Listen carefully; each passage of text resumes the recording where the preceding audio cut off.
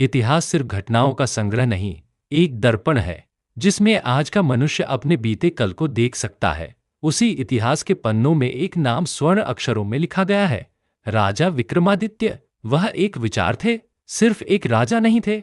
वह एक विचार थे, सिर्फ एक योद्धा नहीं। वह तो खुद में एक धर्म थे, सिर्फ न्यायप्रिय नहीं, वो तो एक युग थे। जब विक्रमादित्य का सांसारिक जीवन समाप्त हुआ, तब शुरू हुई एक नई कथा, विक्रम की अमर गाथा। शताब्दियों बाद उसी उजड़े हुए सिंहासन की मिट्टी से एक पुकार उठी, विक्रम विक्रम, और प्रकट हुई ताशेदु पुतलियां। हर पुतली में छिपी थी विक्रमादित्य के जीवन की एक अनकही कहानी। वो कहानियां जो केवल एक राजा की नहीं थी, बल्कि इंसान बनने की राह दिखाती थी। विक्रमादित्य की मृत्यु के लगभग 35 वर्षों बाद उज्जैन नगरी एक और महान राजा के अधीन थी।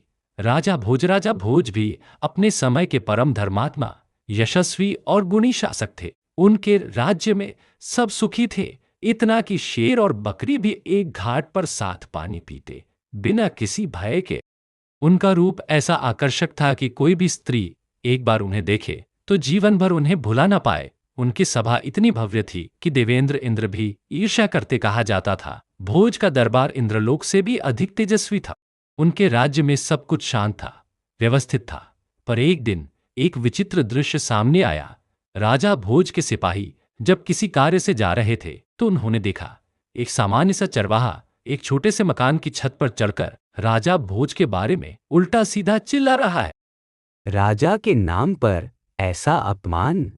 पर यह कोई साधारण बात नहीं थी, क्योंकि इस घटना से शुरू होने वाली थी विक्रमादित्य के सिंहासन की असली परीक्षा।